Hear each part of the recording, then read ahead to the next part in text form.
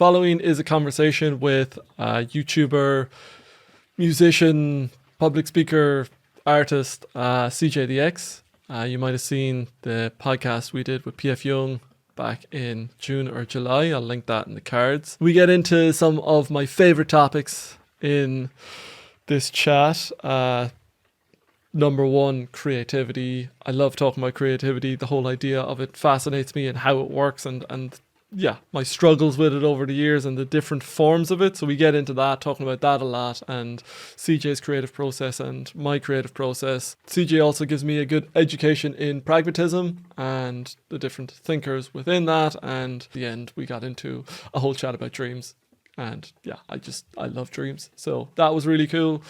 So yeah, I hope you enjoyed. And we're live. Hello. My name is James Cusson and we're here. Sorry, I'm doing an introduction. I liked it. Do it. I'm doing like an NPR kind of like. Yeah, go.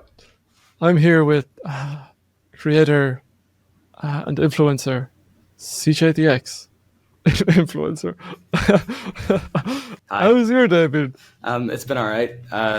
It's busy. It's a busy time, like it always is, but it feels good. I feel like I did a lot of strong prioritizing this morning and like journaling and got some like clarity on things that I wasn't sure about, like where my energies need to be focused. So that's what my morning's been about. And then I'm enthused to get to work today. So that's pretty cool. What are you busy at?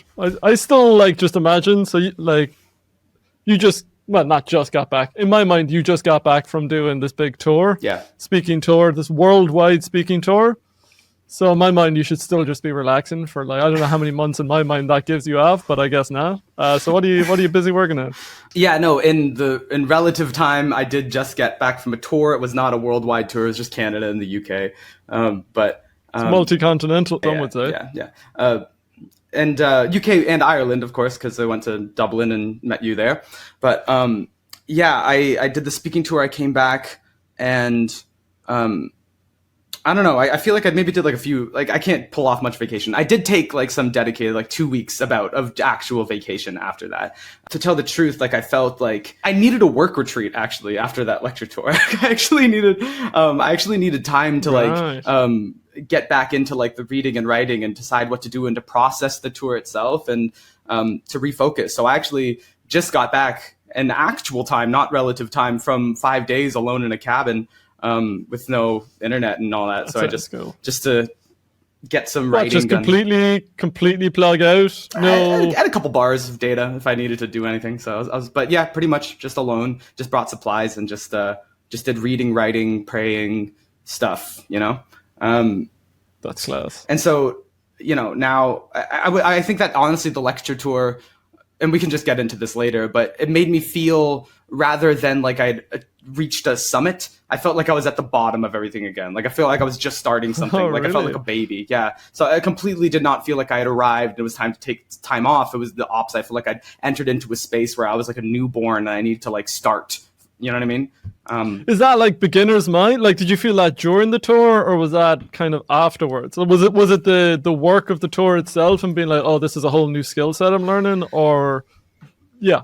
Or that's definitely part of it. I don't know how personal to get necessarily. I feel like that on the tour, it was too fast paced. It was too like much going on. And the first time I was ever doing like speaking to this many audiences in this many cities in such rapid succession, I don't think I even had time to like, I don't think I was very present. I don't think I was able to really see myself and make judgments about how it went and how I felt about what I was saying. And you know what I mean? I don't think I even had the time to sort of like perceive it. I just like went through it. And then I think reflecting after the fact, I felt somewhat dissatisfied with my performance, not because it was bad. I think that I put too much energy though into just being right and being polished and just making a show, which is good.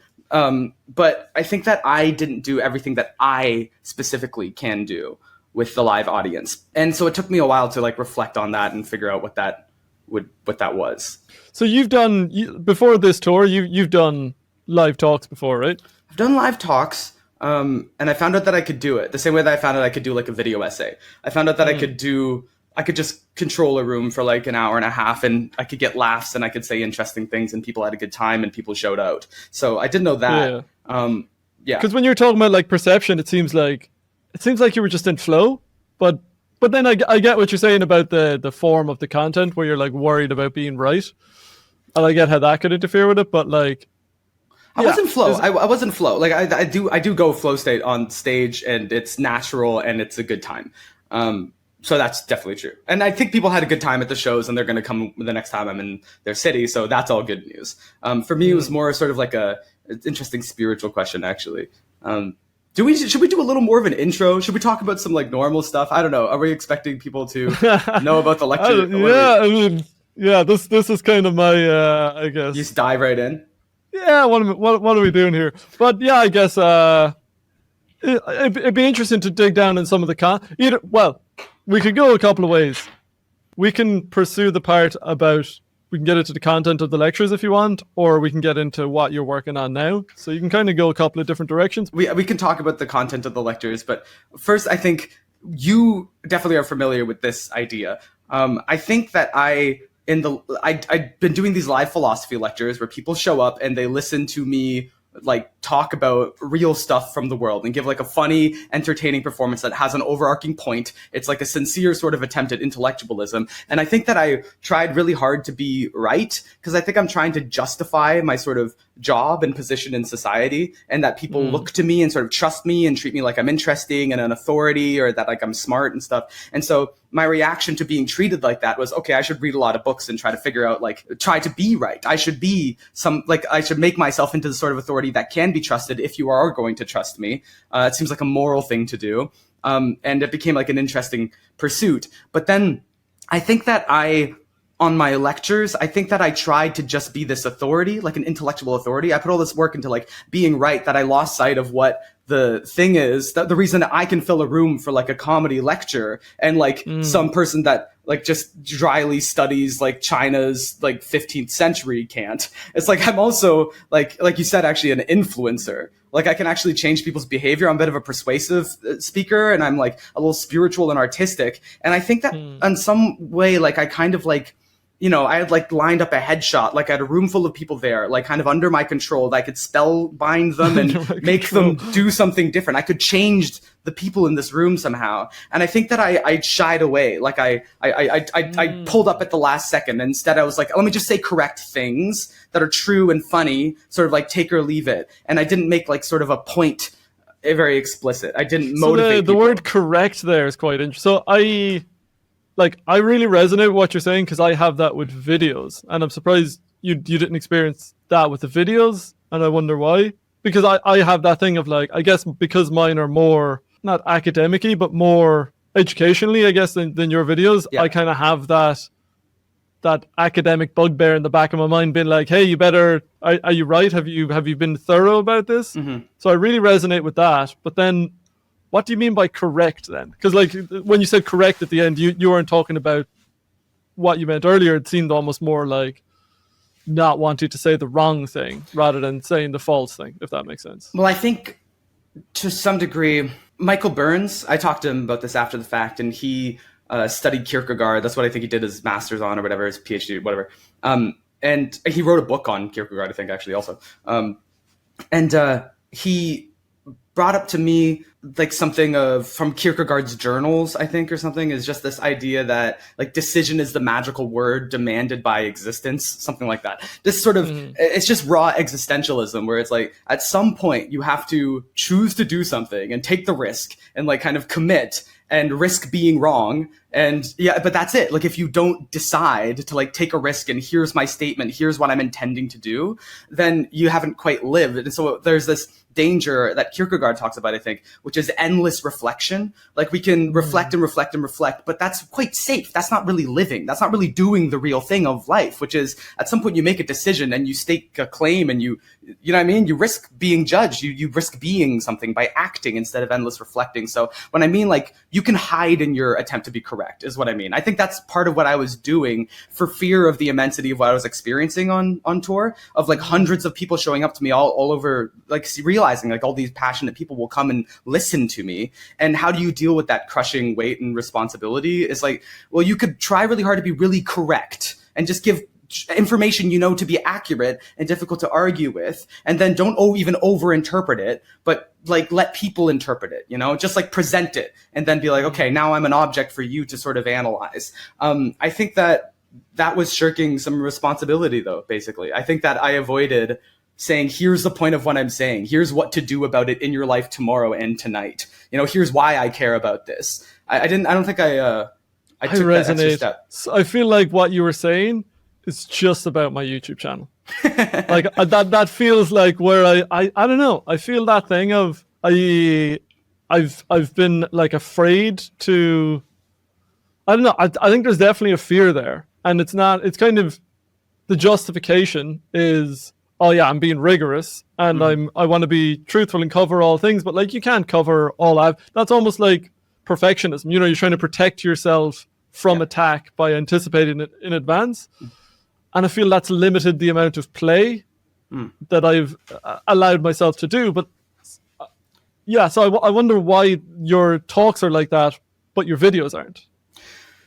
I don't know. I feel like the videos are safer or something. I think probably famously, I've said this before, like I don't take the videos as seriously on some level sometimes, or I haven't since I started the channel. The YouTube videos has always been like a weird thing that I'm doing. Like it's weird that I'm doing that. So the stakes feel lower and I just don't care as much or something.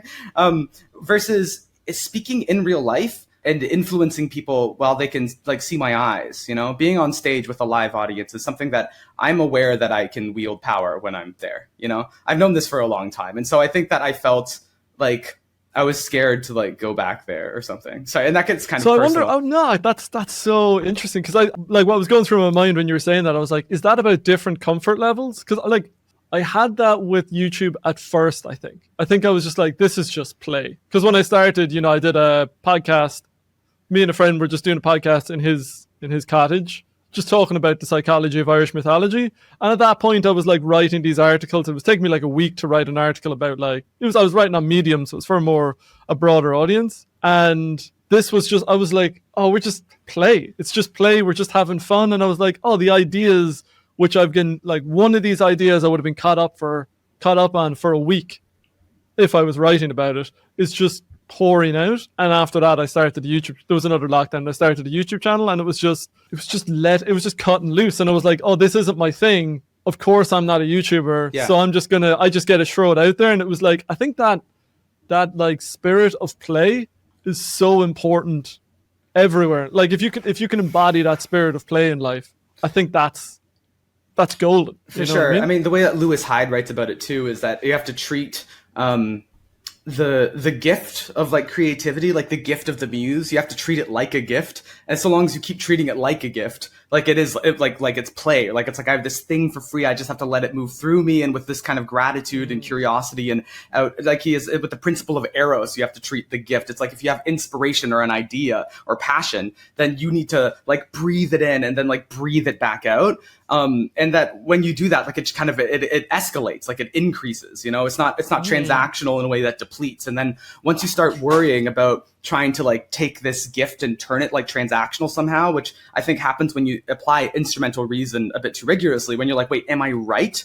Like I'm passionate about this and I like this idea, but did I do enough work? And like, and then you start to do that. Like sometimes that can kill the spirit of the gift, of course, right? Even if I'm like making a song or something and I start like thinking too much about like, wait, is this the right next lyric that I'm writing? If you want to let that critic in while you're still in sort of like gifted state, curious imagineering mode, then you can kill your creativity. It's a classic issue.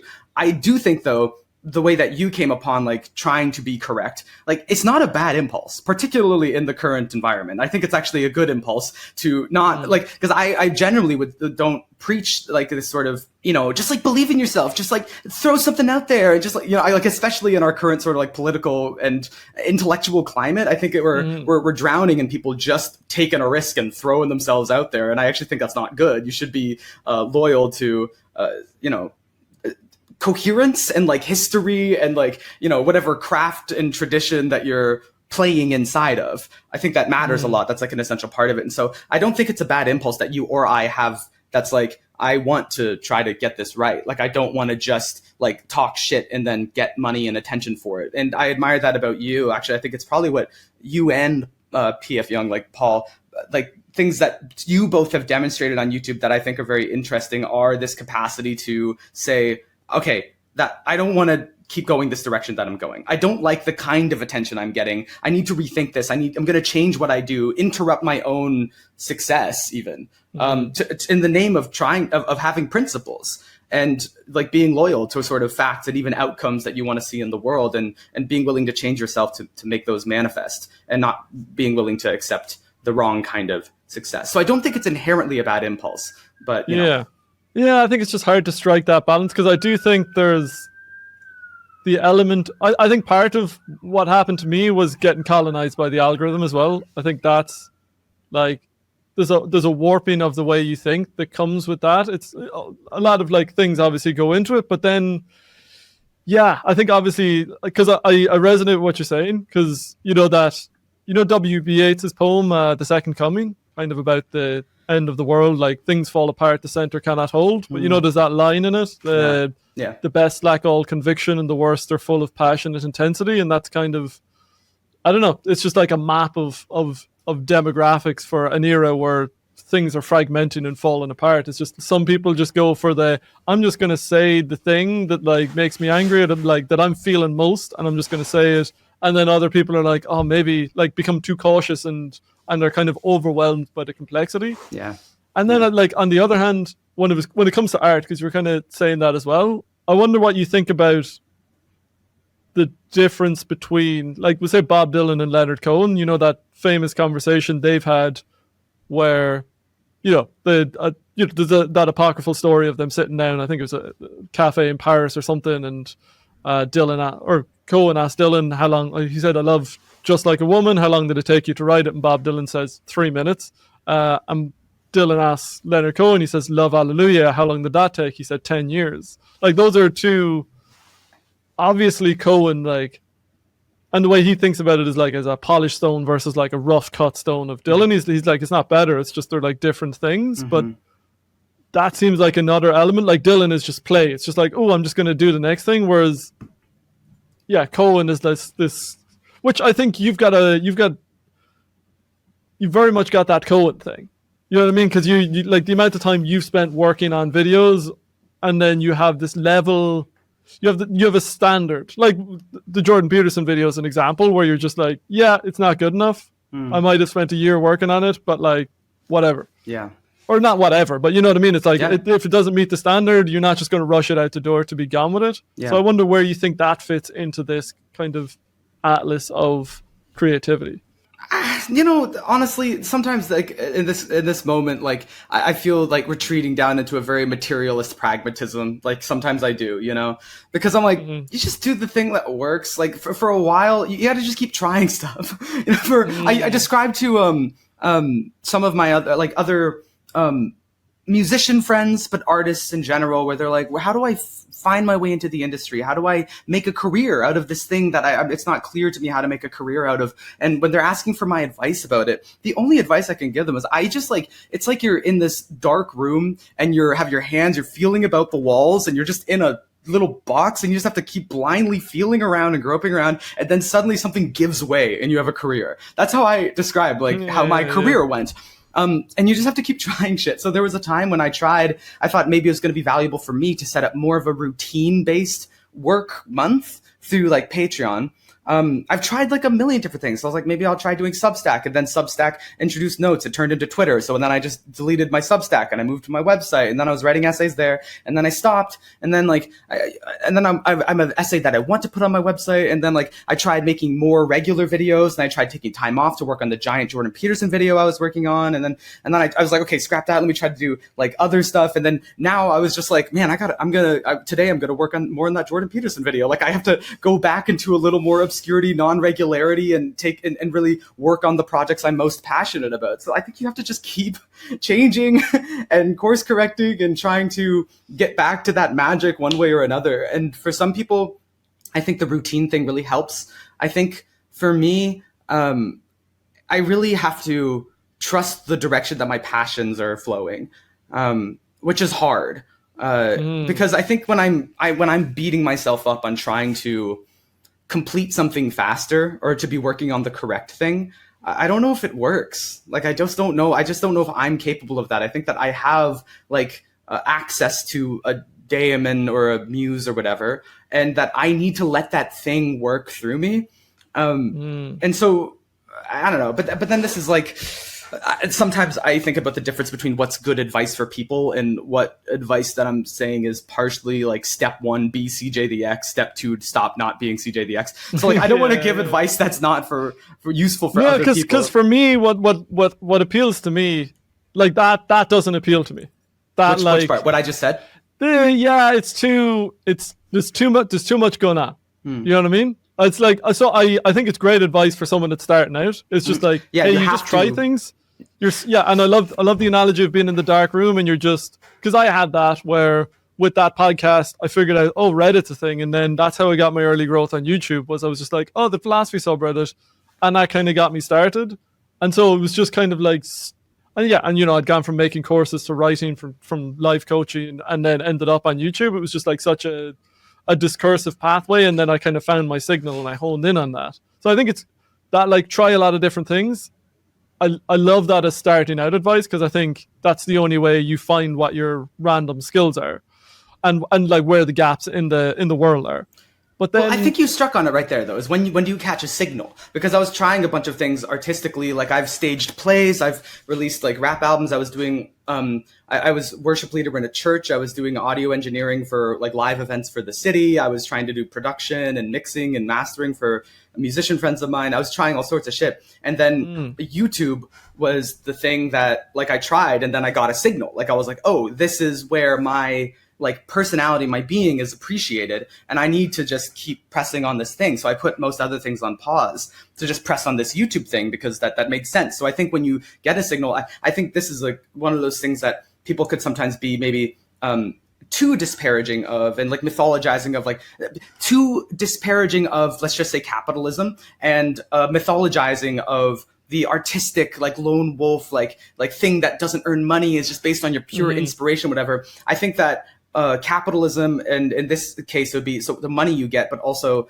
the attention that you get, kind of a proxy for capital in our era, of course, is a signal that people give a fuck about what you're doing. It's not the defining signal, and I would go to war with people that only ever seem to talk about the money and attention that you get for your things as being like the only marker of significance, of course. But it is a relevant signal, and I think it's a good thing about democracy is as you're trying to put value out into the world, like part of your sign that you've struck something is that it's valuable to people. And so something that we used to talk about in church, it might have been through like the Alpha program or something, but like it's when you're trying to figure out what your spiritual gifts are, or like what your identity is in the body of Christ, this is in a church community context, is you have to look inside of yourself and be like, okay, what am I passionate about, and what do I think I'm good at? And then you have to pray, alone, and you listen to God and go, okay, what is God showing me that I'm good at, and what is God showing me that I'm good at, and that I think it's mostly what I'm good at, like what are my gifts, and then you turn to your community, just other people, and you go like, okay, what do you guys think I'm good at? And then you have to look at those three things, and like if you have an overlap between all three, it's like, okay, this is a strong signal. It means your community thinks that this is a gift, you think this is a gift, and God is kind of highlighting this inside of you, or bringing this out of you, is kind of calling you towards this. And so yeah, I think that signal matters a lot for me. So why have you then let go of not let go, but why are you trying so many different things then now? Is that just like the signal was good for like getting established, and now you're like, oh yeah, gonna make an album, gonna do the talks, gonna do like, why is that opened up again? Because it's not like you zoned in. Because I love the idea of like the flywheel. You find what works. It's hard to get the flywheel going, but then once you find the things that work, it's just like speeds up and speeds up and speeds up, and you're amplifying everything that you're doing. Maybe. Yeah. I mean, that's maybe. I mean, it's certainly true from an attention economy perspective. For me, for my case, is that like the more that I do anything, the more attention I get, maybe broadly. But I think but I'm also suspicious of that, right? Because I think something I've learned through study of Jordan Peterson and other sort of public intellectual types is sometimes you do achieve some sort of mastery in one area, and then you get attention based on that credential, and then you begin to consider yourself an authority in all subject matters everywhere. And I'm not really into that notion of like the mastery, like it turns universal, and now like you should jump into the Israel-Palestine conflict because why not? You're a successful comedian, and so being good at one thing. But I think that you didn't learn that from the words of Jordan Peterson. You learned that from the actions of Jordan Peterson. Oh, sure. Yeah, that's what I mean. Yeah. And so I very much hesitate to think that all of my different wheelhouses are connected in a sensical way like that. But I think that to answer the question more directly, I think that I started YouTube. I can just tell you very literally. My experience in starting YouTube was I just kind of like discovered a superpower. I was bored. I had nothing else to do. I was broke, and I just tried this. And it was during lockdown. There was a boom of creators and a lot of attention and money to be gained on in the video essay sphere at the time.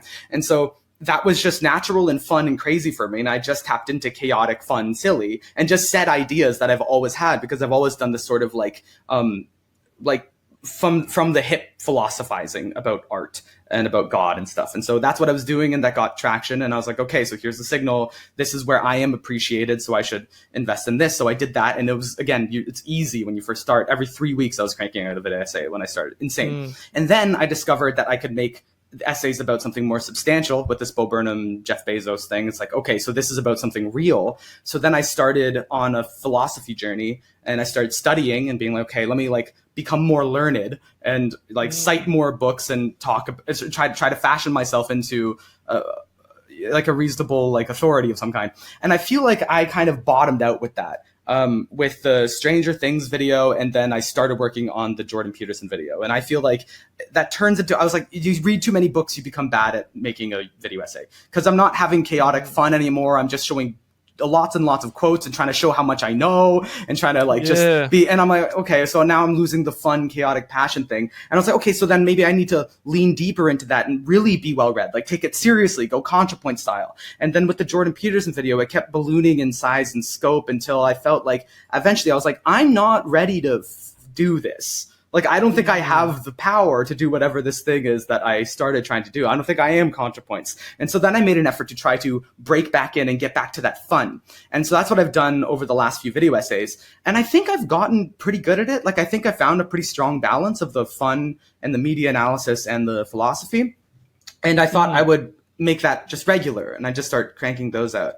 But then I'm here, and I feel a bit done with YouTube or something, and like I think that I did it. I proved that I can make. I think with the latest video, the Kiki's delivery service and like Lewis Hyde's The Gift one, I think I proved that I can make funny media analysis that's also kind of deep and personal, and also has a philosophical concept inside of it. And I did it, like nailed it, you know.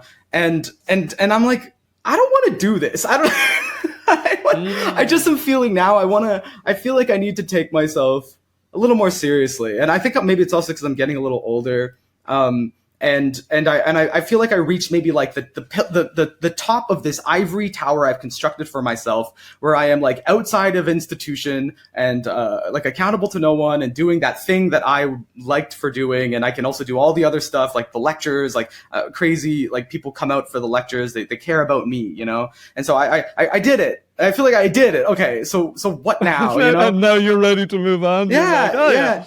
But the shape that takes for me is I think I need to take myself a little more seriously. Like I have my friend, Ismatu Gwendolyn. So they write like essays online too. They also have a very powerful subterranean influence on the internet and in real life. And they were telling me as they were looking at my videos for the first time, they were like, "Why is there like a silly like cover on this book? Like why is it like?" Oh, it's about Disney and Kiki's Delivery Service when you're talking about gift economies and like mutual aid, and like, why are you making it like it's a joke? Like, what are you doing? And I'm like, I don't know. I guess I've just been doing that since the start, but I think it might have expired a little bit. So I think, I don't know. I think that's part of its brilliance. In a way, that's part of its brilliance to my mind. Certainly for like the medium, if you're thinking about the medium as the message, that's like, what a beautiful delivery package to like throw that out there. You would think, but the thing is that what that is signaling is I'm trying to trick people into caring about what I have to say. When I think the truth is people care about what I have to say. Like I can just talk. I could just do it. And actually the way that my brother talked about it was instead of, it's like, media analysis that's actually about philosophy. It's like a video that's about philosophy that contains media analysis. And that's fine. It's the same shit. It's just I think that I need to change like my way of thinking about it a little bit so it doesn't feel as sort of, for me, dated and juvenile. And so now I've been neglecting my art. Like I haven't released music for real in like a long forever. Like I haven't finished these albums that I'm sitting on. Right, they're there, and I haven't took the time to like really enjoy myself while creating those. And also, I think I realized I'm writing a book. And that was an exciting realization. I was trying to write a series of essays, and I'm like, this is a book. This is what this is. This is what this feels like. It's like all the different sources and all the different ideas are coming to one place. And so I think I need to let myself do that. And then just this morning, I was like, and I'm excited I want to get cracking on that Jordan Peterson video again. Also, that was all. Really? That was actually my plan. My initial plan was do the lecture tour, come home and be like, okay, did that. And now I'm just going to finish the album and finish the Jordan Peterson video and be accountable to no one and just do it at my pace. And what about the High School Musical video? Are you kind of shelving that now? That one was coming along really, really strongly. But yeah, my feeling was that this was not the time. Like, I don't feel silly. I don't feel like coming home from this tour and doing media analysis. I feel like sitting with like the tour and like the ideas and like making those ideas more developed and more relevant for people. Like I want to continue where I am. Like this is why would I go back down to talking about like a silly movie? And it is obviously not just a silly movie. That High School Musical 3 video, I hope will also encompass a lot of my feelings about art. Like it's about art and culture, like art as objective is kind of. Yeah, it's always a delivery mechanism for what. Yeah. And I love High School Musical 3, yeah. but also it goes with a particular album that I want to release at a particular time. So I have an idea of when that will. Well, I'll still do that. I'm not shelving that one, but right now I feel like I need to focus on writing my book, making art, and making a new kind of video. I have a few projects, but I don't want to say too much about it because part of it is also I'm not going to promise and explain everything anymore. I got to take a bit of a step back. That's a good idea. Yeah, with what you were saying. I say that after I just explained everything in extreme detail. Yeah. I'm writing a book. I'm working on a Jordan Peterson video. High School Musical is coming. But don't ask me what I'm doing. It's mysterious. It's mysterious. But what was I going to say? There was something in what you were saying there about the taking yourself seriously, I think. Like the point from, we'll say, the Bo Burnham, Jeff Bezos video onwards, that thing of taking yourself more seriously and not killing the playful, chaotic thing coming up. And I'll be curious to hear how you get on going back to the Jordan Peterson video now, because I think there's something about, there should be a delay between reading something and talking about it. Yeah, I think like so. This, it's like it's got to organically grow into you. Yeah. And if it doesn't do that, then you shouldn't write about it. That's how I felt when I was working on the Jordan Peterson video. I had everyone around me where they were looking at it. They're like, this is done. Like, just release it. And I was like, no, it's not. Like, I feel like this is like writing a book. Like, eventually I realized this is kind of like writing a book. That was and I was like, I don't want to feel like I'm using my platform to kind of like just catch up to the thing that I'm studying just as I release it. Like, that's crazy. Yeah. It's so irresponsible, you know, and I could get attention for it, but that's not what I want to do, particularly with like this project, the Jordan Peterson thing. It became such a matrix through which I studied so much philosophy. And so like, and then also I felt like I was getting kind of close to the man or something, you know what I mean? Like I felt like it was getting kind of like, because I was wielding so much philosophy, and like I felt like if I just fired like a headshot, then like I would experience something that you've experienced before, which is like, let me do a sincere sort of critique of, you know, let's say like what the French guys that voted like for the age of consent to be lowered or something like that. Yeah. And you're like, let me do an investigation of this. And then you find yourself caught up in the people that are like, yeah, fuck those guys. And that was some of the spirit with which people were saying, just drop the video. And I'm like, no, fuck no. You know, this is definitely not the thing that I wanted it to be, that I intended it to be. And I'm not going to just put it out. And so, you know, I need to take a long break. Do you now have a sense that like something has shifted there, that something has moved forward? Is that what you're going out to check now? Let me say, how's the timeline gone here? So it's like 2021, is at some point in 2021 is when I realized, okay, video essays could be about something more serious. This is maybe when I started my philosophy journey. 2023, I'm like, I have bigger video ideas now. Let me do this Jordan Peterson piece. And then I felt like in 2020, and then that was just study, like really, really hard and complex work. And then 2024, in February 2024, it was a time I was reading a book on Spinoza, just in my daily routine of this. And this was still in the Jordan Peterson zone. Like I'm studying that. I'm reading a book on Spinoza by Claire Carlisle that was recommended by John Vervaeke, who I found as a former colleague of Jordan Peterson. And I'm this far down a branch to try to make sure I covered all my bases with this Jordan Peterson video. Wow. And I'm like, am I a Platonist? And the whole thesis of the video is on pragmatism. And I'm like, and so there was this moment where I felt this moment where I hit this reservoir of like the pursuit of wisdom, where I was like, oh, I could do this the rest of my life, just studying philosophy. Like, I'm really enjoying this intrinsically. And that's about where I was like, okay, so that can't be my next video, is like my life's work of studying philosophy. And I needed to walk away for a while to, I don't know, find myself. And that's why I started doing lectures. And then I got back into doing videos for a little while. I did some different stuff on Patreon. And so this is how it's been going. I do feel like I might be ready to try to like the same way that I'm writing a book now, you know, and not ready like, oh, I'm a genius, I've covered all my bases, but I think that I've read enough, and I'm accepting my role, which isn't to be the perfect intellectual necessarily, and accepting that Kierkegaardian risk that I'm gonna have to take to just like artistically induce the state in the audience that I am trying to do, and to realize that's the goal, you know, not just rigorous knowledge of everything. Yeah, and it's something I've thought about a lot, because obviously I've been going through something kind of similar, but I always had the insecurity of like, oh, do I know enough? Do I know enough? And then always wanted to know more. And then I guess over the course of YouTube, what I've gotten is like, and it's happened in two ways. It's happened from like getting to know more, and then like a critical thing has come online where I'm looking at people who people hold up there as knowing. And I'm like, oh, you don't have a clue what's going on. Not that you don't have a clue, but like you're way in over your skis. Yeah. And what's crazy is that like you either don't know that you're way in over your skis, or you're just blagging it. You're just like you're bluffing. You're putting on a more confident front than you actually believe that you know. Yeah. And either way, I'm just like, oh, okay. So the veil of authority is kind of it's kind of a veil. It's just like a mystique that I'm like, oh, that's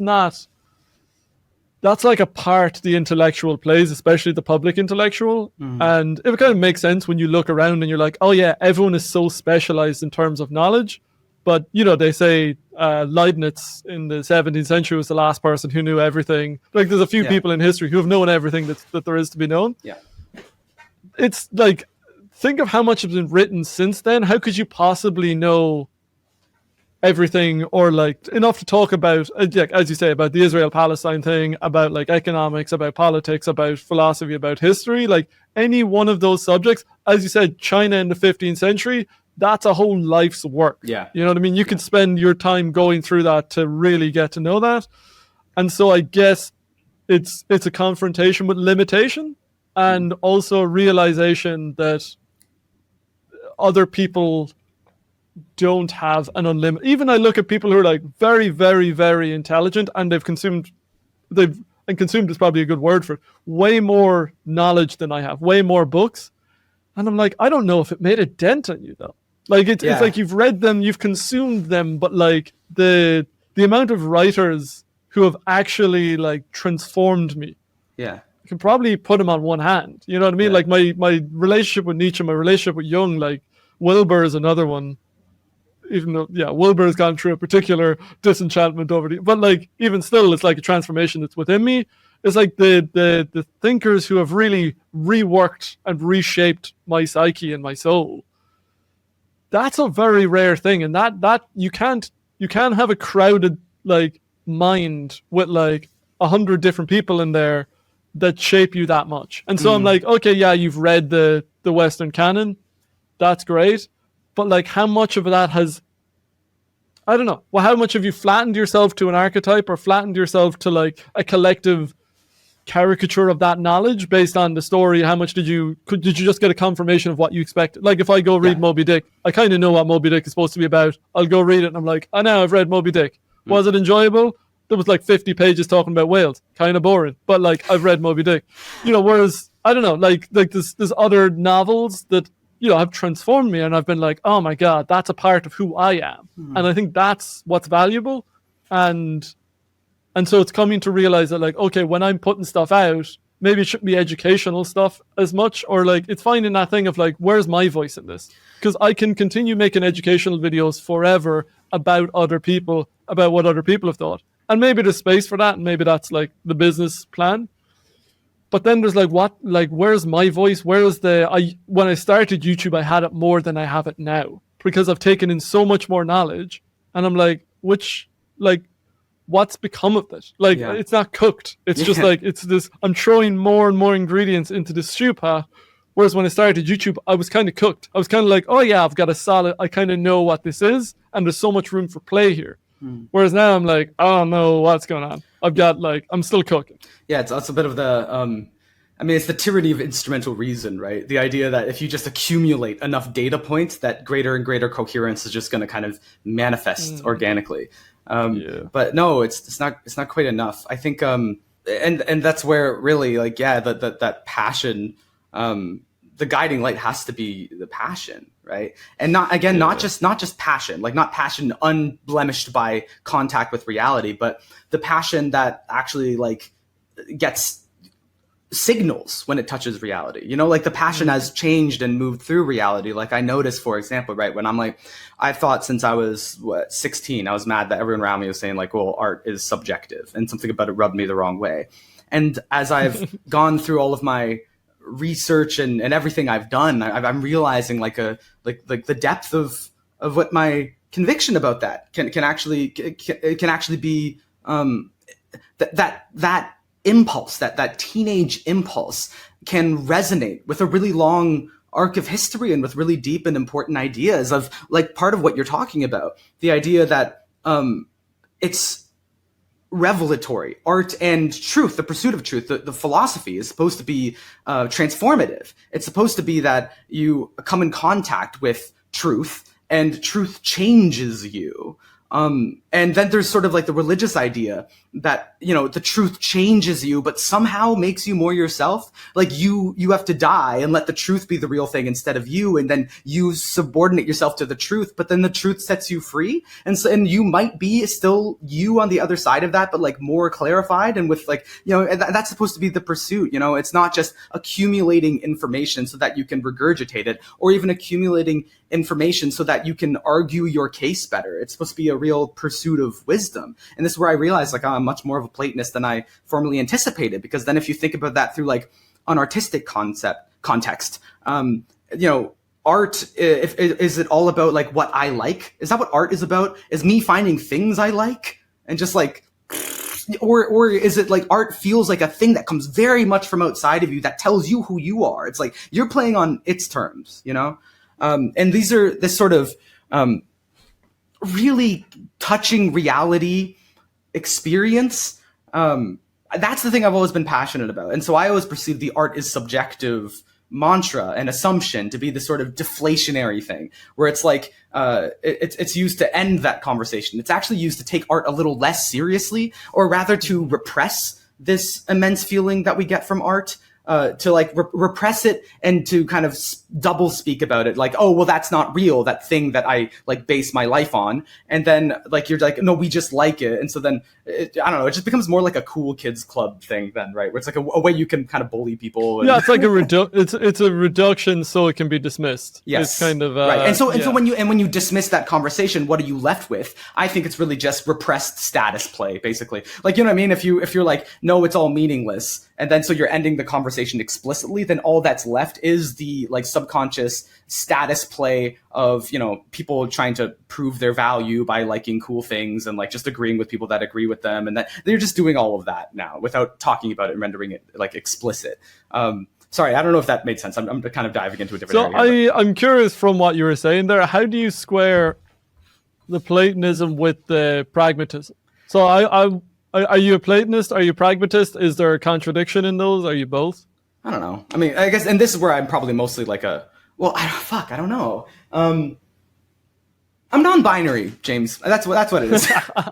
but it is. I feel really like I can. It's kind of like staring at reality. I can kind of it's like that ballerina. It's like I could be going one way or another way depending on how I like flip my perception of reality. And for me, I feel like I'm really, really a spiritual Christian person, and that is really the Platonism in me. Is like that's the mystic and the artistic spirituality. I have this version of it, like the kind of like top down, like called up to God type thing. And then I also have this very, very pragmatic, like bottom up structure. And I just really think in both, you know. And it's you can kind of describe a lot of reality through each of those lenses in a kind of valid way.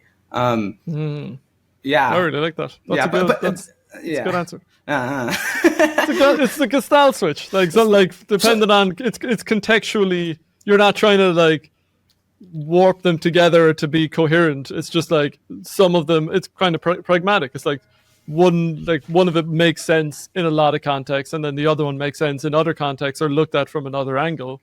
You don't necessarily have to. Maybe at some point you'll deeply reflect on that, but like I don't think you need to. I think like also it works for you. And part of what matters a lot to me at this point is the delineation between is that the sacred and the profane. It matters a lot to me. And a lot of things attached to that, how the sacred is associated with intrinsic value and the profane is associated with instrumental value, different things like this. But one of the really important things is that you have to, like, we are, like, human beings are not God. We're not full-time sacred beings. It doesn't work like that. If you try to achieve like a full-time sacredness, I think you like paradoxically, it also becomes a full-time profanity, and it's not good. And so what I mean when I talk about like religion, and I hope that most other Christians, I encourage them to make sure that you have this humility, because I think it's important, is that like, when you are engaging in sort of these talks of like the sacred or this Platonist thing of being transformed by wisdom, is you have to remember you're a human being so that you can retreat to, it has to be possible to also go like, also, I don't fucking know. You know what I mean? You have to be able to do that because you are profane. That's part of the humility. It's important. That's actually part of a successful, I don't know, Platonist pursuit of wisdom, is admitting your ignorance and not getting so caught up in your like endless revelation, thinking that you're really getting there or something, you know? So I don't know. I just think it's important to be able to do that, you know? I think that was definitely like a personal journey for me getting older. Yeah. Was definitely going from taking things so seriously. And I think the more you're in like this archetypal depth, like when you're really in the, oh my God, I'm figuring it all out. It's like this. Do you mean like a drug? You mean archetypal depth as in like the archetype of the depth, or you mean like you're looking at Jung and like personalities and gods the and archetype psychoanalysis? of the depth. Okay, yeah. But like that did overlap with Jung at one point, but at a different point it was philosophy, and at a different point, to some extent, like when I got really into Wilbur or into like integral and metamodernism. But I think already at that point I could hold it lightly enough. Like it wasn't. Once you've fallen in love with like three systems, you're like, oh yeah, okay, this is not the thing. It's just like, oh yeah, I'm in love with this thing, and that's fine. But it's not like this is a. You stop convincing yourself that every new exciting thing that you come enveloped in is going to be the thing for the rest of your life. Exactly. Yeah. So I was like, okay, because that was me with like Robert Pirsig's quality, and then that was me with pragmatism, and then eventually I was like, oh no, it's a lot of things, and all of these are my friends. All these are my friends in wisdom. And I really want to have that again, actually, because I haven't had it in a few years. What, the passion, being gripped by something? Yeah, the sense of being pulled in and being like, oh, this is transforming me. I need more of this in me. And I did get a book on, it's called the Metaphysical Club, actually, in a secondhand bookshop. Yeah, I read that. I read that as part of the Jordan Peterson research. Yeah, is it good? Yeah, it's just a bit in the video, because part of the joke of the Jordan Peterson video is like this is me doing a kind of psychotically thorough like analysis of everything he's ever done, and so it's like there's just a bit where he's like the Metaphysical Club. You should really read that book, and I'm like, I did. And so that just keeps happening every time I recommend something. I'm like, I read the whole thing. So that's his. That's like the pragmatist book key points to, is it? Yes, yeah. It's a really strong history of the American pragmatists. I think it's like it's solid. It's a good it's a painting of Chauncey Wright and like William James in the background he comes from, like William James's father, and like all this whole cast of characters that surrounds this thing. That and then on the more like, how do you say, there's like wet thought and dry thought. Like the wet is like filled with all of this like meaning and like narrative and stuff, and then the dry is kind of more instrumental. You said that right. So I think the American Pragmatists by sorry, I thought it was going to be on that shelf. It's on the other one. Sorry, can I get it just for, you can get it? Okay, go for it. Yeah. So I think Louis Menand's the Metaphysical Club is kind of like this wet telling of the American pragmatist story. And then this is Cheryl Mezak is actually a professor at U of T, like University of Toronto in my city. And she wrote The American Pragmatists, and that's like more of like this dry analysis of it all, because she's like more of the analytical tradition, basically. So like in pragmatism itself kind of splits off into two worlds, kind of like people would say the sort of William James defined like spiritual pragmatism. And then there's like the C.S. Peirce, just really analytical, like kind of logical pragmatism. And that doesn't think very highly of the Jamesian school. Oh, was Peirce not in the Metaphysical Club? Peirce is very much like part of that milieu. But he also, he wasn't the most successful because he was also a bit of a social pariah. He liked drugs and drinking. He was a bit violent and mean, and he's cheated on his wives, and he got basically like canceled, like blacklisted from the university circuit. Really? Yeah. But he was like a genius, right? He was like very precocious, like a polymath. Yes, right? he was very brilliant, but people didn't like him, so we couldn't. There's another thing about like, wisdom. It's like, you can be instrumentally rigorous and correct or whatever, but like you're a bad person. People just don't want to fucking listen to you. So this is what part of the grand comedy of it all is something that I really wanted to draw out more in the Jordan Peterson video. I think I actually did. I think actually that section is in there and it's solid. It's like the very funny relationship between William James and Charles Sanders Peirce, because like they were friends, but like kind of uncomfortable friends, and because they're so fucking different, you know. But I'm stammering because I wanted to remember a quote, but I don't have the quote on hand. But it's like Peirce even writing in his journal this very, very kind of almost like tragic thing that it's like William James is like, he's so like spirited and full of life, like me, like so like dry and callous, like an empty void, or like cracks on ice or something like that. It was like so it like just pulls on your heartstrings, and then so they're like the embodiment of the dry and the moist then. Yeah, basically. And then William James, like there's the comedy is like William James and his father before him kind of not being very good philosophers on some level, but being really, really wonderful, spirited speakers and very, very social. So they get a lot of attention, and they're good at giving speeches to crowds, and they're good at drawing like a friend group together. And so there's this comedy and this hilarious like downfall of Peirce, where he ended up kind of blacklisted. So he's working on all these genius manuscripts, but no one wants to read them and no one respects him. And then William James, his friend that is like more successful because he's more social, is on Peirce's behalf. Like, he lends Peirce money. He's writing to universities, kind of imploring them to give Peirce a position. This is a brilliant man. He has a troubled past, a bit difficult, but he's brilliant. And then the punchline is William James giving the pragmatism lectures, where he sort of launches American pragmatism as we now think of it. And he's crediting Charles Sanders Peirce. And this is a political thing to try to give him some credit in the intellectual community where he's been blacklisted. But then William James's like interpretation of Peirce's pragmatism is like all spiritual and like all but like the will to believe and Christianity and just all sorts of shit. And like he's into the occult and mysticism, which is not what Peirce is talking about at all. So then Peirce is like redefining pragmatism. He talks about his pragmatism as being called pragmaticism. And he says the extra syllable will delineate the narrow meaning. Just crazy. And this is part of also like the research like I'm doing into like the Jordan Peterson video, where now I'm reading Ralph Barton Perry Jr.'s abridged biography of William James, and like my heart is bleeding for William James's father, who was like a preacher that was like dog shit at philosophy but kept trying. And I'm like, oh my God, I just care about people now. Like, this isn't a video. So is pragmatism like really core to Peterson then? Yes, I would say yes. And it's very core to like my analysis and critique of him as well. So I would have thought of him as like very much influenced by kind of mixing Jung up with will say a bit of neuroscience, so the kind of, the safe to explore or like not safe to explore. So that kind of like binary that he goes with maps of meaning, and then he explores that. It kind of opens this mythopoetic thing. And then with like a little drop of something else in there. What was the something else I was thinking? But yeah, like pragmatism wasn't something that I necessarily thought as core to Peterson. Yeah, so for me, that was my entry point because I was independently interested in pragmatism, and then like finding out Jordan Peterson was declared himself a pragmatist, like frequently was the last straw kind of for me to be like, okay, let's study this man. Let's look where our similarities and differences really are. But so, and it's the lens like of my sort of story that I tell.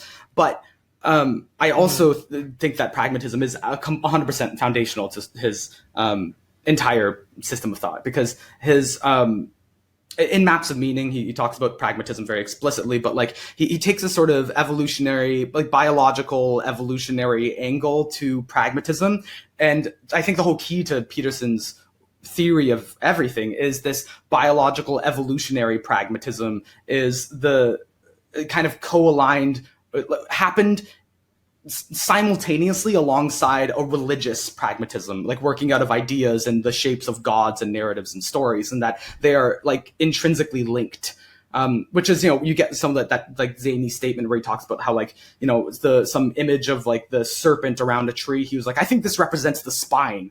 You know what I mean? And that's something people make fun of because that's like one of the crazier claims. That's like, how? But I think that's a reflection of his foundational belief that pragmatism is how the world works on a biological level and on a religious level and on a personal level and on a societal level. And yeah, as historically and religiously. And it's like one thing. They're intermingled. And so it's probably a good time for us to even explain what pragmatism is, which is fundamentally, I guess what people generally refer to it as is that truth is what works when tested in reality. So truth isn't this transcendent category. It's actually just our best approximation, and it's what works in the environment for like our purposes, basically. And that's the best that we can do with truth, basically.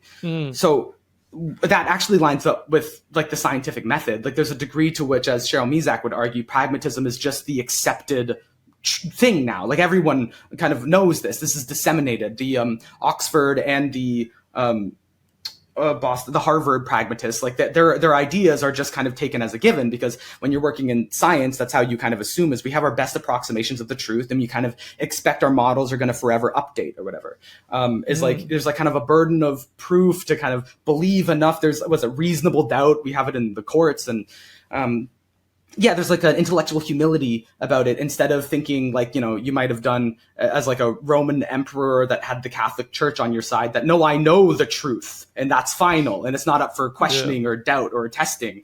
But now we like, no, truth is measured by the testing. And I basically, it's all very postmodern then. It's a bit like this releasing the canonical transcendental idea of the truth as this like truth with a capital T, and it's kind of this, we're on like context begins to matter a lot more, and then there's always like Kuhn's idea like of the paradigm, and that the science is always working within a paradigm, and it's like getting closer and closer to it's getting better and better at modeling the world, but that doesn't mean it's ever at some point going to be like achieve truth. it. We're not going to like tie up all the bows and have truth. It's kind of, I guess, pragmatism is another string in that kind of 20th century story. Yeah. And Charles Sanders Peirce is explicit on that one too, in that he believes in a convergence theory of truth, which is that like, we're going to map together what the truth is by like the data points of our approximations. It's like, what is the kind of thing that we keep hitting around as we keep approximating the truth closer and closer? And he's like, okay, that's the truth. So he believed that there is something that's going to converge. It's just like you said, it's like never quite hits. It does precede postmodernism, and I think is definitely distinct from it in important ways. Because I think they have different priorities or something like that. But Jordan Peterson specifically, though, adds this element where that's not the case at all. Like he hates he's like, this is not postmodernism, because in like evolutionary biology or whatever, he really believes there is kind of a correct way to interact with the world, because he takes pragmatism also as whether you live or die. like what lives and what dies, because he says the wrong way to live, like a failure of the pragmatic test, is when your civilization dies, or when you die, you know, or when it's like, you know, total hell on earth or whatever. And so like he sees the ideas and bodies and individuals and civilizations are measured by like their whether or not they live and whether or not like they've succeeded. And this kind of makes sense of why he thinks of Western civilization and Christianity as sort of, this is the victor. Like, this is the greatest amalgamation of all of our religious and scientific and practical and cultural truths ever. And like the truth at the end of all of it is like Jesus Christ, which to him is like the individual conscience, like Jesus within all of us. Trust your conscience. Each individual takes on responsibility. And that's the way that we make our way to heaven. And so it's not actually whatever works in a postmodern deconstructionist way. There's a very narrow set of what will actually work. And then like, within that, you can refine up. It's like, and then what are the values that we should actually be manifesting in society? And he ultimately basically just believes that it's individualism, Western, rational Christianity, America, and Europe. Yeah. Sorry, I'm wondering. Long No, thing. that was gold. That was like cool. That was really. That's how pragmatism really... factors in. You know what I mean? Like that's the basis. It's like what works, and there's a narrow set of what works. And if we look at what works, and that's why also like if he's not in the least bothered by the notion of, oh, Christianity has taken things from Egyptian religious cultures or like Catholicism and like other, like the Roman Empire. He's like, yeah, it's a fusion of ideas. And then we get to Jesus. Like, it's not a contamination. It's an evolution to him, you know? Yeah, I mean, I can see how core it is to him. Like, I can like, now that you're saying it, I'm like, oh yeah, this is kind of like an axiomatic level beneath a lot of the other stuff. I don't buy it. Like, I'm just kind of like, yeah, I mean, is it the peak or is it just like another point along the journey? Like, I'm pretty sure if you were living in like, I don't know, 2500 BC or even 1500 BC, you would be like, wow, the Middle East, like Mesopotamia has got it sorted. You know, like Sumerian civilization started in 5000 BC and we've got more or less a continuous lineage coming down like through Babylon and stuff through into that bronze. You'd be like, oh yeah, we've got it figured out. You know, we've got it locked down. And it's like, just because, I don't know, I don't really get why Christianity would be, or like Judeo-Christian or like Western Christianity would be like the final thing. Well, I think I don't know. Instead of an arrival point, I think that the way he would describe it is like the highest level, or like maybe the most important level or something, is that Christ and the Western political project embodies the best mode of moving through the world. So it's like, now this is the process. It's like, now it's like, okay, so you have to die to yourself, take on responsibility, and like walk into suffering, and you change what you can. And that mode of being is going to be the best way to move into the chaos that is unpredictable. So he will technically agree that, no, yeah, it'll go on forever, but this mode of being is like the most valuable like truth that we have been discovering and knowing in different shapes ever since the beginning of time and of human civilization. And just Jesus Christ is like the most powerful symbol of it. And that like it's so that's, you know, and again, that's pragmatic, right? That's where sometimes people will challenge him. And this was the same thing that Martin Buber actually and just in a footnote, but critiqued William James for, which is that this is also kind of the instrumentalization of God, where you're kind of explaining God as like a good strategy. It's like, do you believe in God? Which does show some of the like shaky ground sometimes for Jordan Peterson when he's dealing with that question. But yeah, anyways, it's a lot. Is God is a pragmatic truth to him, or does he actually? I think now he's kind of tipped over. Yeah, now he's gotten more mystic. He's off the fence. Yeah. But like before, he was very much like, oh, is it? Isn't it? It's kind of. No, before he would have been like, it's like there's almost not a discernible difference between whether I believe this pragmatically and I act on it versus if I believe it as like an objective transcendent thing. He's like, there's a deeper way to believe something than whether you believe it's an objective fact, is what he would say. Which is like the famous argument he had with Sam Harris. Remember that first podcast I did? And you're like, wow, we're just going to talk about truth for... You're just like, what Sam Harris thought would be a one-line thing, and it was like, wait there, what? But to be honest, I was like, how are you not seeing what Peterson is saying? No, and I went that fight was Sam Harris's fault entirely, truly. Because in that moment, that was still classic sort of Jordan Peterson. Jordan understood what Sam was saying, but Sam could not understand what Jordan Peterson was saying. So I'm like, okay, so that's a failure on your part. That's what that is. Which was still like, so I went to see the lecture in Dublin back in 2018. What, Jordan? I think. Oh, the debate on stage. Yeah, so shit, you were Peterson, there. Harris, and Douglas Murray, and that was sort of a rehashing of that. Yes. Except I felt like there was much more ground made. I think at that point Harris was like, "Oh, I kind of get what you're saying," but it was still contentious. But I think it was fleshing that out, and I think Peterson's way of communicating it was much better by that point. Better, but also he was in preacher mode. Like, he had gained so much status, so he had all the confidence of playing to the crowd and all that. Like, I think that first conversation is much more interesting to me, actually, because it's like Peterson's just still this is my favorite Jordan Peterson, is the kind of like the neurotic academic that's not quite appreciated yet. You know what I mean? Like, that's way more interesting to me, is like he's not high on his thing and trying to get his 12 rules for life across, you know? Yeah. Which is, I think, a danger of excessively high status. I think there's a sweet point that you want with status where you still want to have your doubts. You still want to have your like, oh, I don't know. I'm still open. I don't know. I think there's like, and I guess this is like hubris, the overconfidence that you miss out on your tragic flaw or whatever. If you've got too much status, I think it's a bad thing. You said this about me before, that like it's a scary quality, like a speaker that can enchant an audience. That's a dangerous quality. Do you remember this on that couch? Yeah, no, 100%. Like I could see you going on a Peterson trajectory. Yeah, I could see you getting that big, and you're that kind of, you have that kind of charismatic thing that Peterson has. There's like a type of certainty.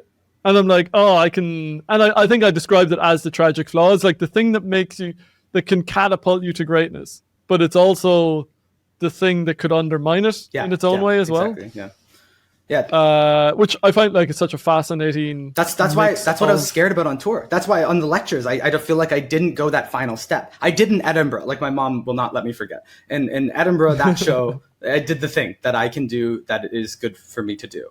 But I would think I was a little too scared with like just meeting English people for the first time, and just like I think I retreated. What about the Canadian leg of the tour? Because that was kind of comfortable ground where. Yeah, I think the Vancouver show was like probably peak and tightness and entertainment. That was my lecture on status and on the Drake Kendrick beef, and that was like. The laughs per minute were like killer, and my confidence was killer, and everyone left happy. You know what I mean? But I don't think that I got I don't think I provided like how to apply this in your life. And I got that from the feedback. Like, it was a great time. It was a romp. That was like the peak of this being entertaining. You know what I mean? And correct, but not like didactic, or not like, you know what I mean? Not relevant to life, maybe. And then. Yeah, that's that. So the Canadian, like, I mean, there's different shows for different things. I'm just learning a new skill also, right? Like, you're seeing, I'm experiencing that flow state and realizing what I like, what I don't like. It's kind of learning you can only do by moving through it. Mm-hmm. Yeah. And also I feel bad because this is probably going to be public. Like, I don't want to be like talking ill of anyone's experience at the lectures. And my mother also been advising me on this. It's like even as you're doing this like critique and trying to like figure out where you are and like be real about it inside of yourself, and with God and everything, is don't forget like that you're not in charge of what people got out of the show. Like, I'm talking about things within my power, you know, but people, I have no idea. I was at the Dublin one, and I know you were kind of comparing it. You were kind of like, I don't think it was as good as maybe the version of that in Canada. I was just like, I thought it was really just a great performance, and I just thought you were. Yeah, the similarities to your videos where it was like, why is he talking about this? And then it being like, but like, this is so interesting. Yeah. But why, like, what is, and then, you know, you're talking about, you're like deep down the hole and like Kant is coming up and you're like, what's going on? How do we get from that guy to this? And it was just this sort of, I don't know, you start like, come in, the water's warm. And then before you know it, you're like deep into philosophical. And I thought it was amazing. But yeah, I mean, I think there's a thing about your own taste. It's like, it can be amazing but your taste can be better than that, and your taste also kind of goes ahead. But I was just afraid of doing the Jordan Peterson at the end. It's like, and here's your rules. Like, here's your 12 rules to remember. You know what I mean? Because I took the study of Jordan Peterson as quite instructive. as like the dark things things that I should be wary of, basically. And so I think I was too scared. I was too scared of giving any pithy quote at the end. I'm afraid of sloganeering. I'm afraid of my power as a sloganeer. Like when I first made a video where I said, "We are on the side of art," I knew that's just something to say, that if you say it, it does a thing to your brain. And that if, and, you know what I mean? And like, I know that, but I also knew as soon as I said it, I can get tons of people to repeat this. Like this is a t-shirt. This is a type of shit. It's a meme. Like like it's got a mimetic stickiness, and someone will tattoo this on their body if I keep saying this. And so I stopped saying it because I was scared. But too scared. Where are you at with what's your relationship with that now? So I'm kind of not with the art piece, but with like with what you're scared. Like, what are you scared of? Is the power? Just like, is this? Am I proud to be associated with this slogan? Does it point to true things? Does it have some sort of basis that like is about the world? I think that's probably the biggest thing. Is like, do these slogans connect you more to me as your prophet, or does this connect you more to the world? And I think that's been a bit of a struggle for me. Is trying to balance it so that, or I don't know. It's just trying to reckon with the cult of personality aspect, and like how much do I just accept and how much do I strategically deflect the veneration of myself as some sort of saint for some people's personal psychologies. And I know this might sound big, right? But like if some of the people this is the feedback that I get. So I'm trying to work. Yeah. with it, right? Being in a room of people who are like, I don't know, that was a surreal experience for me to be like, oh yeah. Cause I don't know. I knew you before I watched your videos, cause you just reached out to do a podcast. So I kind of knew you personally before I knew you professionally, I guess. Or, something kind of, like that. I think I reached out to you to talk about Jordan Peterson during the research thing, and you had no fucking idea who I was. Yeah, and then I was like, oh, cool. I don't know, being in a room and being like, whoa, all these people are here to see CJ, and they're like wild about it, and I was like, this is mad. Like, I've obviously been to things like that before, but not knowing the person or really liking the person, so it being. They're already in the parasocially kind of thing anyway. Whereas for this, it was like the crossing of the parasocial and the personal worlds, where I was like, oh, this is quite a strange phenomenon of I guess if you could see all the people in your YouTube audience, for anyone who's a YouTuber who's a video with thousands of views, that would be strange. To be like, and I've been avoiding it on purpose too. Like, this is with me on purpose being anti-mimetic, like taking a year-long break, making videos that are designed to throw people off the trail a little bit, like started to write essays, and I'm leaving Substack and going to my personal website, like narrowing, and then there's still this, So that's what I'm trying to work out basically right now. Which is very un-Petersonian. Like Peterson would find that signal. Yeah, because he'd do the flywheel thing. And he's turned into, like, he used to be more comfortable critiquing capitalism as like the sole metric of things, but in his sort of defense of himself in the culture war, he basically turned. He's like, yeah, that'd be pragmatic success, attention and internet attention. And money and talking to more and more people, like that's pragmatic increase, which makes it sort of like intrinsically justified because it's like more good for more people and you have to rise to that struggle and responsibility and suffering or whatever. Which I can kind of see his point. Like, I'm wondering why you don't do that. Because I don't see. Because I think that's the thing that Jordan Peterson could do that would be best for the world is take a break and like think about it for a sec. And like think about a different thing instead of like just endlessly diving into suffering and controversy and discomfort. I'm like, actually, that's actually not like intrinsically good all the time. Like, yes, like maybe 100%. I think the best thing to be what I don't trust about Jordan Peterson is I don't trust someone that doesn't stop talking every once in a while and like think and like decide. You know what I mean? Like, what do I want to do next? Yeah, that there's like an old line of Emerson's that. As in skating over thin ice, our safety is in our speed. And it's just one of those lines that I just love. Good. Yeah. But you can see it with Peterson. I'm like, I got to keep moving because if this one stops, and I guess that's kind of what happened to him. He kind of hit a wall in whenever the addiction thing leveled up. Was that 2019 or whatever? I don't like to overly like analyze that thing because people use it too easily as like as an act break and a change, and I'm like, I'm not too convinced that it was a significant change. Yeah, actually, I'm curious how much of like, so you obviously had a pre-existing relationship with pragmatism, and that's kind of, I guess, where you started with Peterson. How much of like Carl Jung stuff have you gone into, or that side of Peterson? Like fuck all. Like you're like really, I'm not super massive on the psychoanalytic stuff. Obviously, I like talking about it, like it comes intuitive, and I get it, I like it. I'm compelled by the psychoanalytic like just basis and maps of meaning. You know, like I think that just the I don't know, the general thought that like what we were working out through mythology, like as the sort of objective thing outside of us, in the psychoanalytic era, we started to understand as those things are inside of us. Those are projections of our cultural consciousness and individual consciousness. Like that just generally just kind of rings true and good to me. Like, so I could just get down talking about that sort of shit, but like I don't know. I wanted to read Auto Rank. I wanted that to be my first psychoanalytic text, but you know, I'm just again making the effective use of my time. Like I don't think I have time to read Carl Jung. Basically, I'll just talk to you about it. I don't know. Yeah. I'll stick over there. I'm gonna dip my toe in pragmatism, but like, yeah, I'm starting a master's on Carl Jung like next week. Starting a what? That's a master's? I'm doing a part-time master's. Yeah, so really? over 2 years it'll be a master's because I'm like, yeah, you know what? It'd be nice to take this to another level and to meet people who are in that kind of milieu. Yeah, stop being the most like the best read person on fucking YouTube and go hang out with some people that can actually tell you whether or not you're good at this.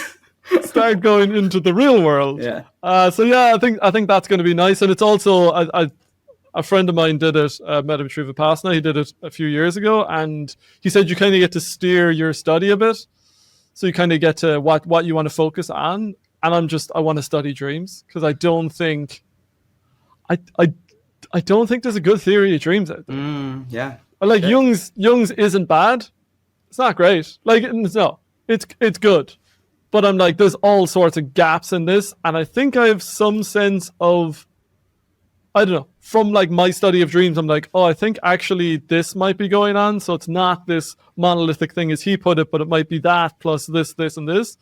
And then I want to study like the non-psychoanalytic theory of dreams. So like what it's doing in the brain. And I want to see, because it's just a fascinating field. There's actually, from what I can tell, there's not that much about it out there. And I'm like, why is no one talking about this? Every night. Everyone is having every them. night. Like, in a couple of centuries, they're going to be like, why was no one paying, like, why was that just dismissed? And I'm like, yeah. Why were we just cool with that? Yeah, like this crazy, like, psychedelic trips we all went on every night. We just didn't think about it. I'm like, what is that? That's so interesting. Man, that's really cool. James, that sounds like a really, really wonderful, like, step in your life. And, like, I'm really happy to hear that for you. I think that's really, really cool and really right. Like, that makes me so happy to know that you're doing it. And with the subject matter in particular, I have a pretty, harrowed relationship with my dreams, so I'm honestly just interested in your conclusions and what you all the things that you pull together for this. Yeah, we'll see what comes out of it. I am looking forward to like studying all the literature out there on it. But pretty haunting. By the way, also to the sacred and profane thing, if you want to conclude on this, is something that my mom has told me before. And this is, me and my mom do dream analysis. I talk about my mom a lot because that's just like kind of a very my spiritual sort of partner, and in life, you know, we have the same sort of spirituality and talk about things very deeply. It's just the nature of our relationship. And she raised me like she did dream analysis sometimes, right? You know, the dream disturbing you, and it's like, tell me about the dream, and then we can kind of like pull something out of it. And that's it's like cool. Very powerful, you know. And then, but a really important thing that she also always said, she was like, because I've extremely detailed narrative psychedelic nightmares constantly. Sometimes not just nightmares, but I've really bad and really detailed, just like crazy intense dreams, and that's been something that really haunts me and that I struggle with. So I have a really difficult relationship with sleep. I'm afraid to go to sleep. There's and then here's to the credit of the dream thing. You know, I had this one experience somewhat recently. I went to bed and I had the thing that sometimes happen, which is like I see with this kind of vivid like a vivid horror, like something like I've really, I don't know if I want to tell them right now. But because there's too many of them to name, but I had this dream where I was going to bed and I saw this kind of ball, like this ball like of like shadow and like power and energy, and it felt like genuinely was very much like inside of me. I wasn't even quite asleep. I just saw this, and it was like this endless, I mean, you're familiar with it to some degree, because it's like when you close your eyes and the endless creativity that comes with the dissolution of consciousness begins, where shapes start to form unbidden and they start to do things, you know. And I was seeing that thing, and the ball that it was coming out of, and again, like I woke with like the fright that happens unfortunately often, and I realized at some point I was like, is that it? Like, I think, is that the creativity? Like, is that the source of everything that I do out here? And like, when I'm closing my eyes, I'm like putting my hand on the engine, and it's the scariest fucking thing. I don't want to do it. And yet that's the thing. Like, I closed my eyes and I saw it. And I'm like, so like every night I'm tortured by like going to being at the mercy of that thing instead of being in the conscious world where I can put it in its place. It's shit, man. So for me, I've been recording my dreams like every night for like, I don't know, over 10 years. I've got like diaries every single night. But back in January, when I started making the like cinematic videos, so like the What's the Beautiful Life and then the one on Thoreau, like there was a dream that started that sequence. It was like a sequence of dreams. And then like I started working on the video, and then like 3 weeks in, I was like, I'm having a lot of dreams about aliens or like, you know, other planets and stuff. And I was like, what is the deal? Like, I need to go back in. So I just started doing a study of the dream, started putting it into my Obsidian and just like mapping it out. And I was like, oh, it all goes back to this one night. So the 19th of January. And then like I checked, it was this crazy dream. It was like I was flying through, and I was like kind of threading this needle in this spaceship, and I had like this far right person being like, hey, you need to just like blow them up. And I was like, no, I can like bring them into balance. I can bring this into harmony. And I did it. And then at the end, there was like this scene of like, anyway, I won't go into the whole dream, but it was like very, very intense dream. And like that, waking up with like a holy shit in the middle of the night. And I call them like 4 a.m. dreams. Like I write them, like they're the ones where I wake up and I'm not like, oh, I should write that down or write it down. I'm like, I'm awake. My heart is like pulsing. Yeah. Like I'm here. And so I went back in my YouTube history and I was like, oh, that was the day, like the very next day was when I started like binge watching all these things about lighting and staging and everything about like cinematography. Wow. That was when that started. And that sequence of dreams. So it was like the themes that started in that first dream, the subsequent dreams just like picked it up and different things. And it was the same themes of like aliens, invasion, on another planet and like fighting against our brothers, and then me going over to the enemy camp and like crying tears because we're trying to find peace, but we're like, no, we have to fight. And so there was this like theme of conflict and aliens and extraterrestrial stuff. And then it ended like 2 nights before I finished the edit. There was like 3 dreams in the night, and one of them, like the first one, the flying saucer like came to Earth. And we were like, it's over. It's done. And then the aliens came down and they were like, hey, are you using the oceans? And we were like, no. They were like, do you mind if we... I was like, yeah, go for it. And so it was the thing. They were like building this colony to connect us. And like in the dream, I'm talking to my mom and I'm like, imagine what fruits they have. Imagine what fruits we've never tasted. That like, this is so exciting. And so that was one of the dreams. And it was like the sense of being connected into this galactic civilization. It was like the moving way beyond our limited Earth thing. And another dream, the other 2 dreams was like the alien was in it, and the alien in one dream I had this like romantic kind of like vibe with her, but she was like this orange floating monkey. So it was like this like chatting to her, and then it turned out in the third dream was like in Germany and talking to this curator of this museum, and he was like, oh yeah, the alien is everywhere. It's like millions of bodies moving at once. And I was like, geez, that's weird. And that was the end of it. And then it like, I was like, oh, that's the resolution. The aliens have arrived. We're connected into something. That's what that sequence was about. And then whenever I started working on the Thoreau video, it started again, but with like a slightly more sinister edge. And then again, it ended 2 or 3 nights before I finished editing the video. What do you think this is? Like, what do you think what is your interpretation then of what do you feel like this is? I don't know. You have no idea still. Yeah, I'm like, so I can go with a couple of different interpretations. It's obviously constellated. It's like the triggering factor was this level of like making those videos was being in beauty. It was being in this artistic trance that was like, I don't know. I was in that kind of like the flow, the movement of that creative buzz that I've never been in that before. Just like pure Yeah. artistic space. Yeah. And that was constellating this in my, to the point where like it wasn't caused by me paying attention to it. It was weeks later when I was like, oh, wait there, I'm noticing that this is a thing. And then because I have this habit of recording the dreams, I was able to figure it out. Right. I think the aliens, like, I don't know, like, is it a different way of viewing the world? It's like an alien way of interacting with the world from what I normally do.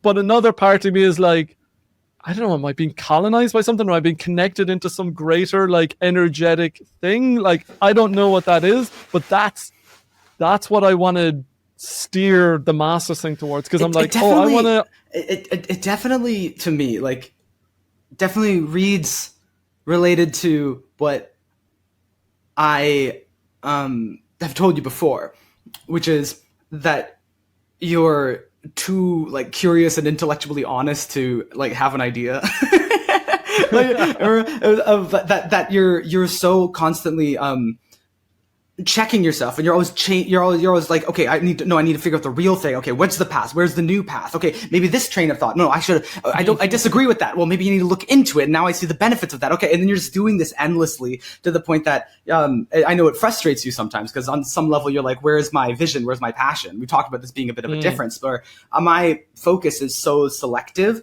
and guided by my passion. But that results in a coherent set of passions, like a coherent set of information, because it has these rudders on it that is like defined by the things that I intrinsically care about.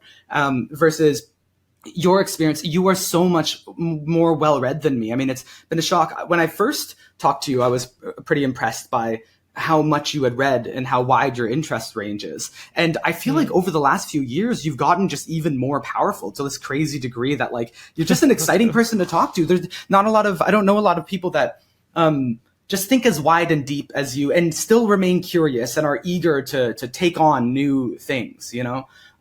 Like you're just an interesting encyclopedic force that isn't dry to the point of like boredom and no passion. You're just interesting in the way that you deal with reality. The way that your life has gone has been interesting, and even since I've known you, I think it's impressive, and I think that quality of yours, intuitively to me, it makes plenty of sense that it's like aliens coming, and it's like this kind of endless sort of unknown and it's also weirdly familiar, and you're having romantic dalliances with them, and you're enthusiastic, like what kind of fruits do they have? And sometimes there's a sense of doom, and then so for example, it's like the postmodernists, because you're into Jordan Peterson for a moment, you're like, oh, the postmodernists are bad, like so you go look into that culture, and then you realize like, wait, no, there's a ton of richness in here. It's like this constant reckoning with this endless invasion, and you being this sort of like from your own like perspective, this kind of incompetent ambassador that's like endlessly trying to like make inroads and learn and travel in, and people are like, no, you should like kill them, and you're like, no, we have to understand, you know. There's like an unknowability of it, and it's funny that it's like this loop, you know what I mean? These things keep coming up on your shores that you have to keep, but it always stays alien. Like it's like as you endlessly are developing mastery in all these different areas, like still there's always this sense that you express that it's like, I still know anything. I can't figure out the through line, and there's always more, you know? I don't know. To me, I really appreciate that. Yeah, it definitely makes sense. Yeah, but I wonder, does it map over what's going on with your dreams? Because that's like me dipping my toe in the waters of, that's me when I'm in the artistic thing. It was like, as long as I was within that, these crazy dreams were happening. And, you know, like now my dreams are back to being like, you know, the other night I left my keys in an elevator. And I was like, oh no, it's like the parking lot I thought it was a 15-minute free parking, but it's only 5-minute free park. So I'm back to like the most boring level of mundanity.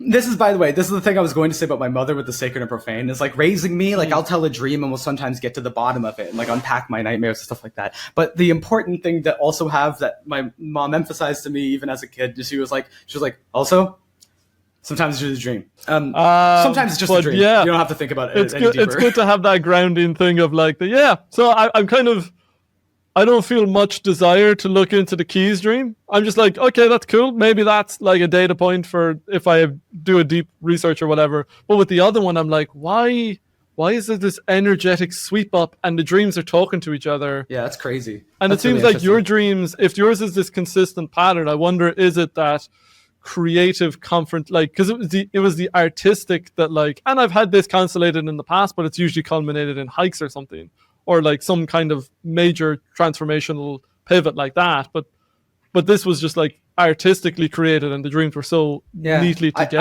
I don't have the data of what life experiences were coinciding with what dreams necessarily. Yeah, there's like a lot of factors at play for like I said, I have a difficult relationship with my dreams. And so I don't feel like I don't have that sort of like discipline and comfort to be like recording my dreams regularly. And you know what I mean? Like they kind of haunt me and they're very chaotic and a lot of things. You're trying to get away from it rather than, whenever I become a master of dreams, because this will be where this is the one I'll be like the man. No, I don't know. What, me? You mean you're gonna take me on as the case? I'll be like I'm my own case, because I know how to trigger another series of dreams. I'm just gonna make another artsy piece that I'm just like I'm waiting. That I'm like, oh yeah, I want to see, is there a prediction? Will it happen? And how will it update the others? But like long term. Maybe I'll be like CJ the X, a case study. That would be like crazy. What were Freud's famous crazy? Ones? I've got really. I mean, I love dreams, and I've loved, but like, if it's obviously a hard thing for you, you're not really want to be like, oh, cool dreams. That they're kind of like, I had this dream when I was like 17, 18 years old that still just like kills me. It was like this dream. There was a tree that spread across the whole world. It was like one massive tree, and it had like grown, and it had killed the whole world. It was a tree that had sucked the life out of the entire world. Wow. And so it was like gray, dark, and there was this tree, and it was somehow a consciousness, a very malevolent consciousness, and around it, like roots in the air, were something like 7 human bodies. Then the roots that had grown through their eyes, they were not alive, except they were alive, but they were controlled entirely, and the tree had it in their mercy.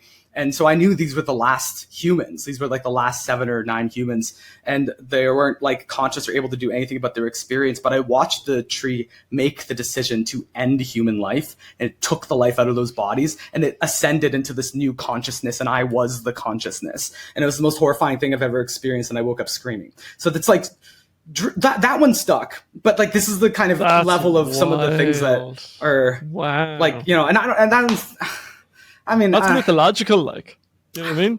Why is that in me? What do you do with? What am I doing with this? What the fuck am I supposed to do with this? You know? Oh my god! And that was, and then this was a way where like my dreams got better when I was on like a certain medication, like for like antipsychotic stuff. So it's like there's different things that like, this is what I'm saying. What's at play with me sometimes is like, and this is why it's necessary to sometimes I'll do the dream analysis game, but I also need to sometimes like allow myself to like, I'm just a person. Like God, literally, God knows the meaning of those dreams. God knows where the dreams come from. You know what I mean? Yeah, sometimes it's. I think I'm like, I have a fatal attraction to them. Yeah. I don't like, historically I have not as much anymore, but my baseline is normally so mundane that I'm kind of like, oh, I wouldn't mind a bit more excitement. So it's a very like controlled thing for me. But yeah, I can totally get. To me, it's a burden. You're like, it's a burden. It's every night. It's like, it could be anything, and even when they're good, it's like sometimes it's the detail, the narrative. It's like I wake up and I'm already tired because I lived. You know what I mean? And then like I come out, and then someone wants to talk to me in the morning, and I'm like, I'm not done with that war. I'm not done with that war, because I remember the specific one I'm thinking about for no reason. It's just like a field of green, like a grassy plain, and there was like a battle, and there was a war, and like my friends are on either side, and like, and then I'm waking up from this, and I'm like, they were all dying. It was the end of the world. We all looked at the sun, and I was like, why were we fighting in this war? It's all ending now. And then like someone's like, so what are you up to today? And I'm like, I can't.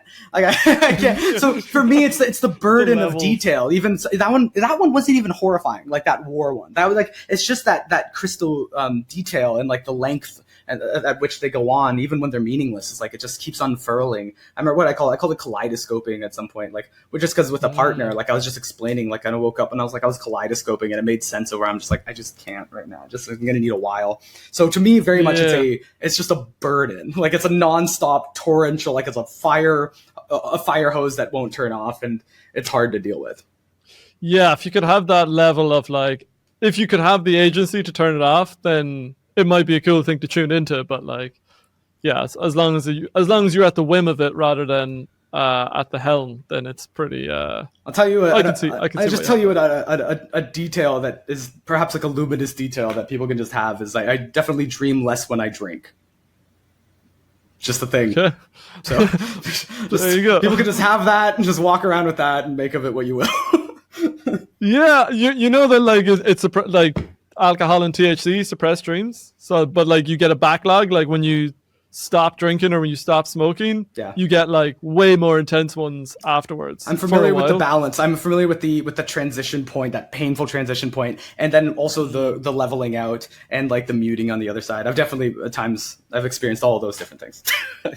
Long relationship with well, that was a fascinating tangent about dreams at the end. I didn't plan on going there, but that was really, really interesting. Yeah, I think thank you for this chat. This has been really cool. Yeah, I've enjoyed this immensely, and thank you for taking the time. Yeah, thanks, James. I'm glad. I think this is a good medium for you, and I'm happy to be on your podcast as much as you want, because I think we always have a good time talking to each other. Even this one was one where I was saying a lot, but I like hearing about your stuff too. So yeah, I really like that, and I really like the exploration of like art and creativity, because it's something I write about and think about a lot. Because another thing like dreams, it just fascinates me because it's like a psychological thing, I guess.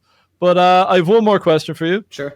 Which is something I'm still formulating how to put this, but I want to talk to interesting people. I know a few interesting people. I'm hoping through those interesting people to find more interesting people. So can you recommend someone interesting for me to talk to? Give me a moment. Okay, so I think for more of a lefty philosophy person, I think you should talk to Michael Burns. And I think that would just be cool. I'd just be interested to see that. Awesome. I think that, so you know about Nadia Asparahova, but through her meditation work, right? Yeah, through the jhanas. I think she'd be a really interesting guest, and I've spoken to her before, so I could kind of help have a line open in that direction. Cool. And then I'm trying to think of like a coolest. I like working in threes, so I'm trying to think of like the cool kind of final spin. Who's the trio that completes that holy trinity? The dreams, the psychoanalysis, and the creativity. I feel like I want to give you an artist as the last one. That's what my impulse is. I want to give you an artist. Oh. Do you know Bo Burnham? I'll chat to Bo Burnham. That's pretty good. Yeah, maybe I'll just sit on it and think about it. Oh, cool. But I appreciate that, man. But I feel like it could be useful for you to interview like just a straight artist, like instead of a philosopher, just talking to an artist. So like I have like one collaborator. She's a little bit like hard to reach though. Like she doesn't like put herself out there too much. But Lila Ravel is like a musical artist. It's like my best friend, and she does really cool work, and also cares a lot about like fairy tales and dream, and it's part of like the material that she works with. And so I think she would be a really interesting guest. Maybe I'll be like, hey, awesome. Upon our next release of her project, I'll be like, do you want to go on an interview show? I don't know if she'll say yes, but I'll see if I can slide you. Yeah, I mean, ask her. Yeah, because there's like I have thought with this. I was like, there's certain musicians I'd love to interview. Yeah, like who? Where I'm like, Henry Jameson is one that I always, Henry Jameson had this one song, Real Peach, that went viral like maybe 5 or 6 years back. But it just has this like Jungian, but also like a dash of like leftist, and then just this creative. I love the music, and then beneath it, I'm like, oh, there's also this awesome stuff. So. Yeah, him. So, and so then, let me send you my friend Lila Ravel's art and see if you'd be interested, and I'll ask her if she's interested.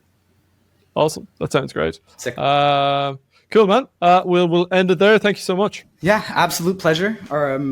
And I'll talk to you next time, and I'm sure there will be a next time because there always is with us. Cool.